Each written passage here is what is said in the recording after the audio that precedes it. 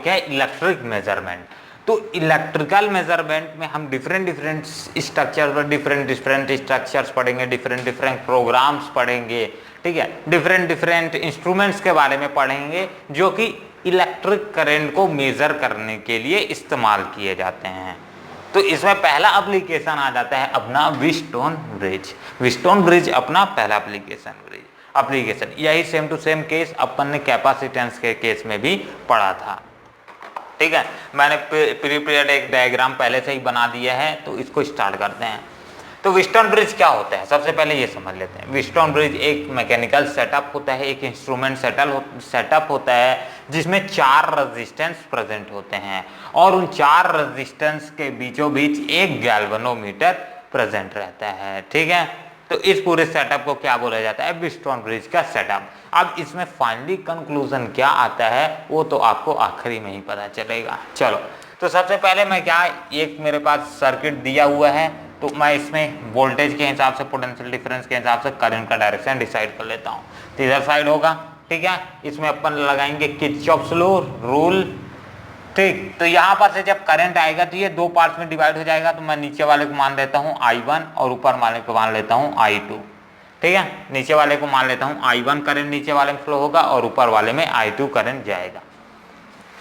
अब ये करंट आगे डिफ्लेक्ट होके यहाँ पास से ये वाला करंट यहाँ से नीचे आ रहा है। मान लेता हूँ एक करंट I2 2 पार्ट्स में यहाँ से फिर डिवाइड हो गया, ये बी पॉइंट से वापस 2 पार्ट्स में डिवाइड हो गया। एक मान लेता हूँ करंट IG नीचे करंट आ रहा है और ये करंट कितना हो जाएगा, I2 माइनस IG, हाँ I2 माइनस IG करंट बचेगा। सिंपली मैं लिख सकता हूँ। चलो, अब ये नीचे वाला करंट यहाँ से आया, अब ये D पॉइंट पे IG करंट भी यहीं पहुँच गया, ठीक है। IG करंट और I करंट, I1 करंट दोनों यहाँ ऐड हो जाएंगे, तो ये क्या हो जाएगा I1 प्लस IG करंट, और फाइनली ये इधर साइड पहुंचेंगे और यहाँ से टोटल I करंट, ठीक है। किरचॉफ फर्स्ट रूल से, जंक्शन रूल से, total current in a circuit is remain constant type से, ठीक है। Sublimation algebraically sum of current in a circuit in a given circuit is 0, ठीक है। अपन ने किरचॉफ जंक्शन रूल से पढ़ा था ये टॉपिक को। चलो, हो गया करंट का डायरेक्शन। एक बार फटाक से अपन भी ड्रॉ कर लो। आप ड्रॉ कर लिए, आगे बढ़ते हैं। फिर अब अपन लगाएंगे किरचॉफ्स रूल, ठीक है। किरचॉफ्स रूल किरचॉफ रूल लगाने के लिए सबसे पहले मेरे को क्या अप्लाई करना है, यहाँ किरचॉफ्स कौन सा रूल लगा रहे हैं, ठीक है। किरचॉफ सेकंड रूल लगा रहे हैं। किरचॉफ सेकंड रूल क्या बोलता है, किरचॉफ लूप रूल भी उसे बोला जाता है, ठीक है। APPL by applying KIRCHHOFFS Kirchhoff's loop rule,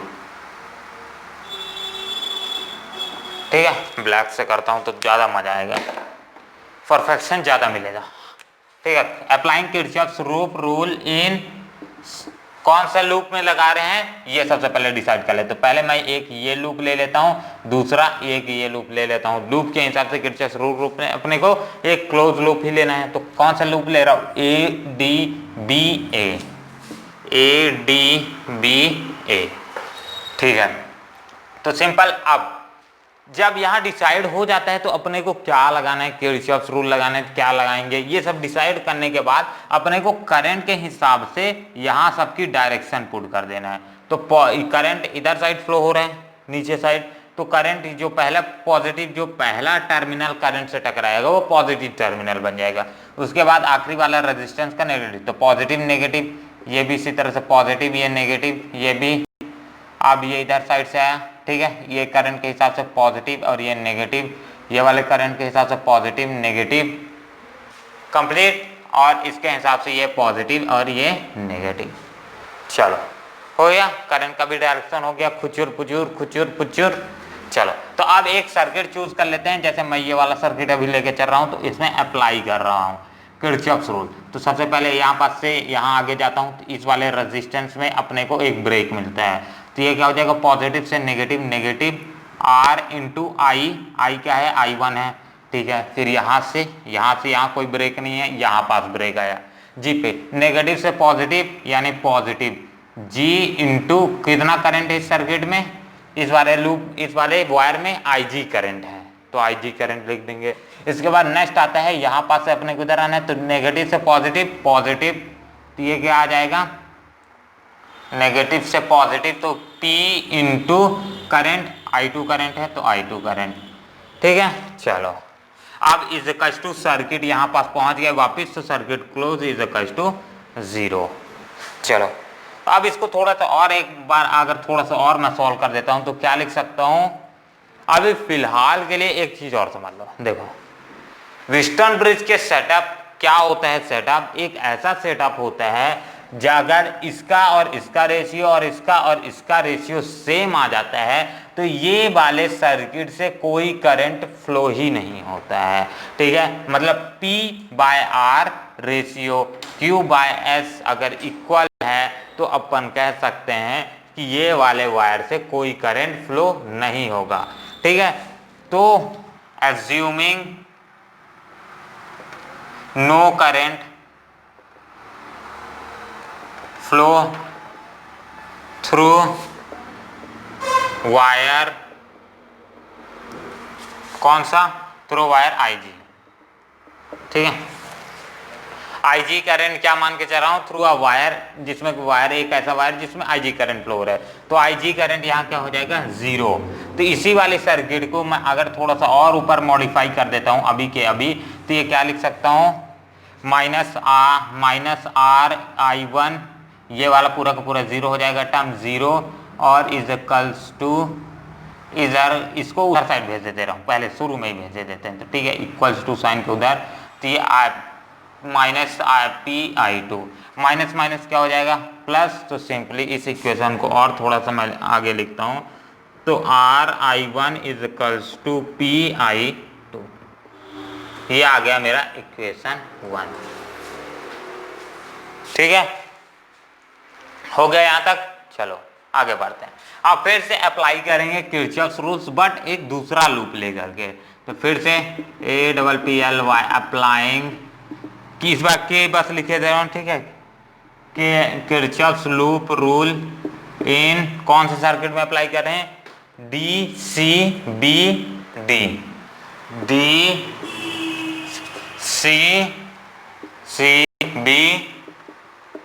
ठीक है। चलो फिर से किरचॉफ्स रूल अप्लाई करते हैं और फिर से सॉल्व कर देते हैं। तो फिर से अगर किरचॉफ्स रूल अप्लाई करते हैं तो एक पॉइंट चूज कर लेते हैं जहां से स्टार्ट करना है अपने को, तो मालूम मेरे को D पॉइंट से स्टार्ट करना है, यहाँ से यहाँ ब्रेक है, पॉजिटिव से नेगेटिव, नेगेटिव, तो माइनस क्या आ जाएगा I1 माइनस IG इंटू कौन सा रजिस्टर है यहाँ, S रजिस्टर है, तो ऐसा आ जाएगा। अब इसके बाद आगे बढ़ते हैं, ठीक है, यहाँ से यहाँ गए, नेगेटिव से पॉजिटिव, पॉजिटिव, तो ये क्या आ जाएगा पॉजिटिव, यहाँ कौन सा करंट हो रहा है I2 माइनस IG, तो इसको भी लिख लेता हूँ I2 minus IG current flow हो रहा है, और किस रजिस्टर से, Q रजिस्टर से, ठीक है, Q रजिस्टर, यहाँ से यहाँ आए, अब यहाँ से यहाँ, तो पॉजिटिव से नेगेटिव, तो ये क्या आ जाएगा मेरा नेगेटिव, G इंटू IG, अब सर्किट क्लोज मतलब 0, कंप्लीट है। चलो आगे बढ़े, आप सिंपल यहाँ पास भी यही सिंपल एज्यूम कर सकते हैं, दोनों में एज्यूम करना पड़ेगा, assuming no current flows through a wire, कौन सा वायर, BD वायर, कौन सा वायर है, BD वायर, ठीक है, मतलब उसमें IG करंट क्या हो जाएगा 0 आ जाएगा, तो सिंपल यही एज्यूम कर लेते हैं, यहाँ पास भी तो वही पॉइंट को लिख लेना, ठीक है, मतलब IG इज इक्वल टू 0। चलो तो यहाँ इस सर्किट में भी क्या लिख सकता हूँ, सेम टू सेम एज्यूम करके अपना सेम टू सेम क्या लिख सकते हैं, माइनस I1 इंटू S, क्योंकि IG इंटू S तो क्या हो जाएगा 0, ठीक है, इसके बाद पॉजिटिव I2 और into L, sorry I2 into Q है ये Q, I2 इंटू Q, और ये वाला टर्म भी 0 is equal to 0, so simple मैं क्या लिख सकता हूँ, I1 into S minus is equal to I2 into Q, तो माइनस माइनस का हो जाएगा पॉजिटिव, तो I1 into S is equal to I2 into Q, ठीक है। इसको एक स्टेप और सॉल्व कर देता हूँ, तो ये क्या लिख सकता हूँ, I1 by I2 is equal to Q by S, ठीक है। इसी तरह से इस इक्वेशन को भी क्या लिख सकता हूँ, फ्रॉम इक्वेशन 1, अगर इसको थोड़ा सा और आगे सॉल्व कर देता हूँ, इसको थोड़ा सा और आगे अगर मैं सॉल्व कर देता हूँ, ठीक है ना, इसको थोड़ा सा और आगे सॉल्व कर देते हैं यहीं पास से, तो ये क्या लिख सकता हूँ, I1 by I2 is equals to P by R, ये आ जाएगा इक्वेशन 1, इसको इक्वेशन 1 मान लेते हैं, इसको इक्वेशन 2 मान लेते हैं। तो फ्रॉम इक्वेशन 1 एंड 2 हम क्या कंक्लूड कर सकते हैं, फ्रॉम इक्वेशन 1 एंड 2 अपन लिख सकते हैं, फ्रॉम इक्वेशन 1 एंड 2, ठीक है। इक्वेशन 1 एंड 2 से I1 bye I1 by I2 दोनों साइड इक्वल है, तो सिंपल क्या लिख सकता हूँ, P by R is equal to Q by S, ठीक है। P by R is equal to Q by S। ये इसको एक बार स्क्रीनशॉट ले लो, फिर फटाक से बढ़ जाते हैं आगे, ठीक है। चलो, तो इस फॉर्मूला में बोल क्या रहे हैं, देखो इस इक्वेशन में अपना आया आखिरी में, मतलब इसका रेशियो P बाय R, ठीक है, ये P by R is equals to Q by S, Q by S, मतलब अगर ये रजिस्टर और ये रजिस्टर का रेशियो सेम आ जाता है with respect to Q by S, ठीक है, Q बाय S, मतलब दोनों LHS और RHS की वैल्यू अगर यहाँ सेम आ जाती है, LHS और RHS रेजिस्टेंस की वैल्यू सेम आ जाता है, मतलब उनके रेशियो का वैल्यू अगर सेम आ जाता है, तो अपन समझ के चलते हैं या फिर मान के चलते हैं या फिर एक्सपेरिमेंटली ये पाया भी गया है कि ये वाले करंट से कोई, मतलब ये वाले वायर से कोई करंट फ्लो नहीं होता। अब यहाँ गैल्वेनोमीटर लगाने का भी यही कारण है कि अपन चेक करते हैं कि ऐसा सही में होता है कि नहीं, ठीक है। जब गैल्वेनोमीटर यहाँ लगाया गया तो गैल्वेनोमीटर में कोई डिफ्लेक्शन शो ही नहीं हुआ। अब गैल्वेनोमीटर क्या करता है, करंट की डायरेक्शन को इंडिकेट करता है, ठीक है, करंट डिफ्लेक्ट करता है, करंट को इंडिकेट करते हैं, हाँ इस सर्किट में करंट फ्लो हो रहा है।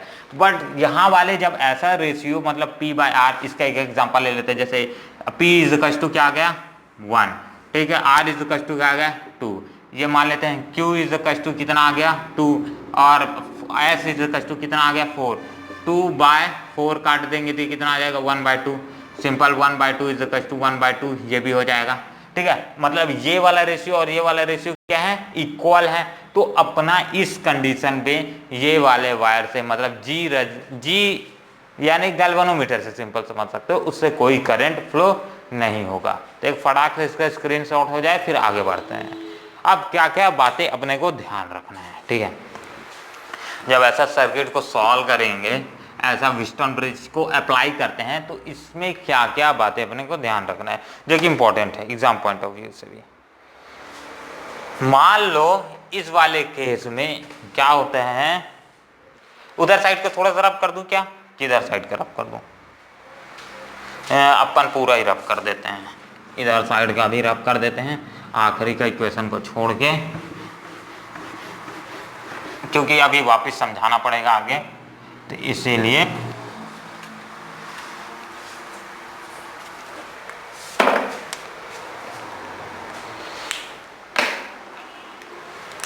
मान लो P बाय R, ठीक है, इज इक्वल्स टू अपना क्या आया Q बाय S, ये इक्वेशन आया है, ठीक है, ये व्हिटस्टोन ब्रिज इक्वेशन बोलते हैं या फिर व्हिटस्टोन ब्रिज इक्वेशन या लॉ बोल सकते हो, ठीक है। अब इसके हिसाब से अगर मान लो पहला केस क्या है, इसमें ध्यान देना है, ठीक है। मान लो अगर मैं गैल्वेनोमीटर की जगह ये पोटेंशियल अप्लाई कर दूं, यानी बैटरी को लगा दूं, ठीक है, मतलब इनकी चीजों को क्या कर दूं, इंटरचेंज कर दूं, इनके पोजीशन को क्या कर देता हूं, इंटरचेंज कर देता हूं। मान लो इसकी जगह मैं क्या लगा देता हूं, बैटरी लगा देता हूं, ठीक है, और इसकी जगह क्या लगा देता हूं, यहां गैल्वेनोमीटर। तो कोई डिफरेंस आएगा क्या सर्किट में, पूरी की पूरी सर्किट में नहीं आएगा, ठीक है। ध्यान रखना, अपन पूरा का पूरा सर्किट अगर चेंज भी कर देते हैं तो गैल्वेनोमीटर एज ए और सी के सेंटर में प्रेजेंट हो जाएगा। सिंपल अगर मैं इसको ऐसे मोड़ दूं तो ये वाला टर्म क्या आ जाएगा बाहर, क्योंकि अगर ये वाला भी चीज बाहर भी लगा था तो दो पोटेंशियल से जुड़ा हुआ था, सेम टू सेम। पहले फर्क क्या था कि ये ए और सी से जुड़ा था, बट इस बार फर्क क्या है, ये बी और डी से प्रेजेंट है, ठीक है। तो दोनों का रेशियो सेम टू सेम ही आएगा, बट इस बार क्या हो जाएगा, पी बाय आर ही और क्यू बाय एस ही आएगा, ठीक है ना। पी बाय आर और क्यू बाय एस वही को वही रहेगा। तो इनकी पोजीशन चेंज करने से कोई इफेक्ट नहीं पड़ेगा सर्किट में, पहला पॉइंट, अगर एमसीक्यू में ऐसा कोई क्वेश्चन पूछ देता है, ठीक है। नेक्स्ट पॉइंट अगर मैं मान लेता हूं P by R is greater than, मतलब ये ratio P by R is greater than Q by S, ठीक है। P by R is greater than Q by S, तो अपना जो ये D पॉइंट आता है, ठीक है, ये अपना जो D पॉइंट आता है, यहां का पोटेंशियल ज्यादा होगा। अगर P by R is greater than Q by S, तो इस कंडीशन में D is at higher potential ENTI potential than B, जो B पॉइंट रहेगा B के मुकाबले। मतलब D और B में कौन हायर पोटेंशियल पे रहेगा, D रहेगा अपना हायर पोटेंशियल पे और B रहेगा अपना लोअर पोटेंशियल पे। तो सिंपली करंट किस डायरेक्शन में फ्लो करेगा, अब करंट फ्लो करेगा मतलब यहां से D से लेकर के B डायरेक्शन में फ्लो करेगा, क्योंकि ये no more remains in Wheatstone bridge law को फॉलो नहीं कर रहा है। अब ये फॉलो नहीं कर रहा है क्योंकि एक टर्म ग्रेटर है, दूसरा टर्म अनइक्वल है, मतलब सिंपली अनइक्वल की कंडीशन में। तो ये अगर ऐसा केस आता है तो ये D पोजीशन क्या हो जाएगा, हायर पोटेंशियल पे, और B पोटेंशियल लोअर पोटेंशियल। तो करंट कहाँ, higher potential lower potential move करता है। सिंपल इसी का अपोजिट, अगर P by R is less than Q by S, ठीक है, अरे सॉरी, हो क्या केस आ जाएगा, सेकंड वाला केस आ जाएगा, जस्ट इसका अपोजिट, ठीक है ना, जस्ट इसका अपोजिट। तो ये वाला केस में अगर ये वाला टर्म P बाय आर, ऊपर थोड़ी सी गलत बोल दिया था, ठीक है ना, ये वाला टर्म जो है, ये वाला term P by R less होगा Q बाय एस से, ठीक है। ये यहाँ Q बाय एस अगर ज्यादा है, ये वाला रेशियो अगर ज्यादा है तब, क्योंकि अपोजिट साइन मैंने लगाया था, मैंने गलत बोल दिया था, ठीक है ना, इसको टर्म को सुधार लेना, ठीक है। मतलब ये वाला ग्रेटर है, ये वाला लूजर है, ठीक है।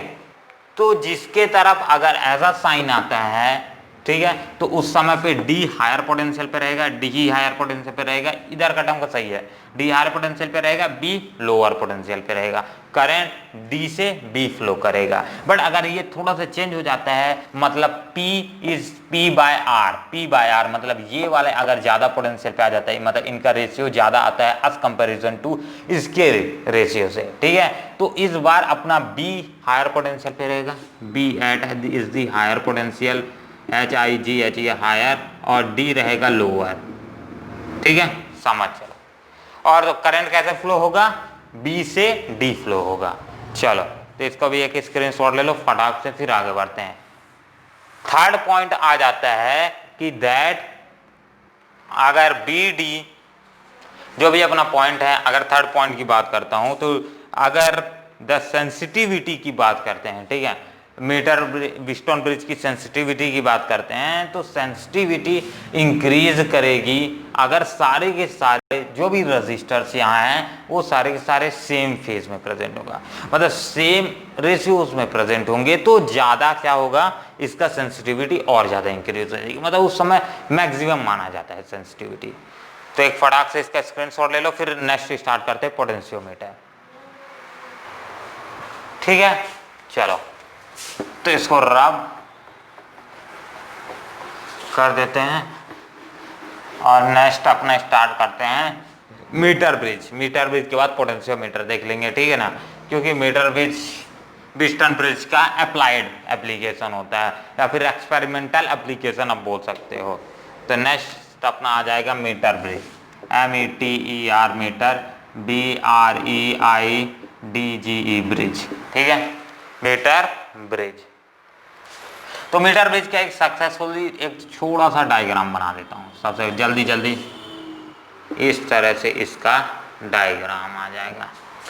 अब यहाँ एक पॉइंट पे यहाँ एक रजिस्टर जुड़ा रहेगा, R रजिस्टर में मान के चलता हूँ, एक पॉइंट यहाँ पास एक रजिस्टर जुड़ा रहेगा, मतलब ये मान लेता हूँ एक अननोन रेजिस्टेंस x मान लेते हैं, ठीक है। अब ये पॉइंट और ये पॉइंट के बीचों बीच एक अपना वायर जुड़ा रहता है। जनरली ये वायर किसका, मैग्नीन का बना रहता है या फिर कांस्टेंट का बना रहता है, नाइक्रोम का बना रहता है। ऐसे ये वायर ऐसे मटेरियल्स का बना रहता है जिसकी अल्फा की वैल्यू कम हो। अल्फा क्या है, टेम्परेचर कोफिशिएंट ऑफ रेजिस्टेंस, ठीक है। जैसे कि ये डिफरेंट एलॉयज है ना, मैग्नीन हो गया, कांस्टेंट हो गया, नाइक्रोम, तो इनकी अल्फा की वैल्यू ना बहुत ज्यादा कम होती है। मतलब बोलने का मतलब सिंपल सा ये है कि ये इजीली अगर टेम्परेचर चेंज होता है तो इनकी इजीली रेजिस्टेंस चेंज नहीं होते हैं। मतलब रेजिस्टेंस कांस्टेंट रहता है, सिंपल आप बोल सकते हो।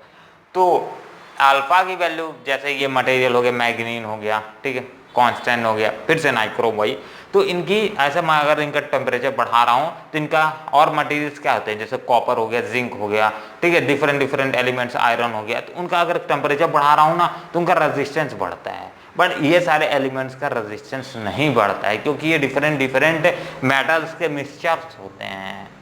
समझ में आई? चलो, तो ये डिफरेंट वायर मतलब एक मैग्नीन कांस्टेंट या फिर नाइक्रोम से बना रहता है। अच्छा, अब ये पॉइंट और ये पॉइंट एक पोटेंशियल से जुड़ा होता है, कंप्लीट। अब यहाँ पॉइंट से लेकर के एक गैल्वेनोमीटर अटैच रहता है जो कि इस पॉइंट पे, ठीक है, गैल्वेनोमीटर अटैच रहता है। जनरली ये एक मूवेबल गैल्वेनोमीटर रहता है, ठीक है, एक मूवेबल गैल्वेनोमीटर, मतलब यहाँ जॉकी प्रेजेंट रहता है, सिंपल सा बोल सकते हैं। चलो, तो ये मीटर जो वायर रहता है करीबन कुछ मीटर्स का होता है और ये वुडन प्लेट्स में इसको क्रिएट किया जाता है पूरे सेटअप्स को। अब यहाँ जो अपना आर है, मान के चलते हैं आर एक नोन रेजिस्टेंस है और एक्स एक अननोन रेजिस्टेंस है, ठीक है, आर एक नोन रेजिस्टेंस है। तो इस केस में अपने को क्या फाइंड करना है, एक्स फाइंड करना है। तो मीटर ब्रिज यही एक्स को फाइंड करने में मदद करता है। अब मीटर ब्रिज क्या होता है, मीटर ब्रिज एक एक्सपेरिमेंटल फॉर्म होता है व्हीटस्टोन ब्रिज का। मतलब ये व्हीटस्टोन ब्रिज के ही एप्लीकेशंस का इस्तेमाल करता है और एक अननोन रेजिस्टेंस को निकालने के लिए बाय द हेल्प ऑफ एक नोन रेजिस्टेंस का, ठीक है। सिंपल, इसमें भी गैल्वेनोमीटर का ही सेटअप भी इस्तेमाल किया जाता है, ठीक है। जहां पास पॉइंट पे अगर गैल्वेनोमीटर कोई डिफ्लेक्शन शो नहीं कर रहा है तो उस पॉइंट को नल पॉइंट मान लिया जाता है। तो वो लेंथ क्या होती है, शुरू वाली लेंथ, जिस लेंथ पे नल पॉइंट डिफ्लेक्ट आता है। नल पॉइंट ऐसा पॉइंट होता है जहां पास गैल्वेनोमीटर कोई भी डिफ्लेक्शन शो नहीं करता, तो उसको क्या मान लेते हैं, एल मान लेते हैं। और उसके बाद वाला डिस्टेंस, जितना रिमेनिंग डिस्टेंस, उसको 100 माइनस एल मान के चलते हैं, ठीक है। पूरा जो वायर रहता है वो 100 रहता है, तो ये वाला डिस्टेंस एल हो गया, तो डिफरेंट वाला जो डिस्टेंस बचा वो 100 माइनस एल हो जाएगा। चलो, तो अपन यहाँ एक्स क्या है मान लेते हैं, एक अननोन रजिस्टर है। तो सिंपली यहाँ पास क्या किया जाता है, अपने को इसका अननोन रेजिस्टेंस निकालना है। तो इसका फॉर्मूला होता है आर के नीचे जस्ट जो वैल्यू है, ठीक है, आर के नीचे क्या वैल्यू है, एल है, तो एल आ जाएगा, ठीक है। X is equal to X by उसके नीचे क्या वैल्यू है, 100 माइनस एल, तो 100 माइनस एल आ जाएगा, ठीक है। अपने को निकालना क्या है, एक्स निकालना है। तो एक्स के रिस्पेक्ट में इस पूरे इक्वेशन को छोड़ देते हैं, तो एक्स इज इक्वल टू क्या हो जाएगा, R into 100 minus L by L है तो एल पहले से ही, तो ये आ जाएगा आपका एक्स का वैल्यू, ठीक है, एक्स रेजिस्टेंस का वैल्यू। और जो भी ये वैल्यू आएगी ये ओम्स में आ जाएगी। तो इसका ऐसा यूनिट क्या हो जाएगा, ओम्स। चलो, तो ओम्स में आ जाएगा वैल्यू। रेजिस्टेंस कंप्लीट है। मीटर ब्रिज, तो एक मीटर ब्रिज क्या होता है, एक अप्लाइड फॉर्म होता है व्हीटस्टोन ब्रिज का, सिंपल सा। अब ये जो प्लेट्स रहती हैं, ये वाली प्लेट्स हो गई, ये प्लेट्स ऐसे एलिमेंट्स की बनी होती है जिनका रेजिस्टेंस ना के बराबर होता है, ठीक है ना। मतलब ये इतनी पतली होती हैं। अब पतला जितना रहेगा मतलब थिकनेस उतना ही कम है, ठीक है, जितना थिकनेस कम है उतना ही कम रेजिस्टेंस होगा, ठीक है। तो इसीलिए मतलब ऐसा ही एलिमेंट से इसको बनाया जाता है, ये सीट को, ताकि इसका रेजिस्टेंस बिल्कुल ही कम हो, ताकि कोई डिफ्लेक्शन या फिर कोई एरर ना आए, ज़्यादा से ज़्यादा एरर कम से कम लाने की कोशिश किया जाता है।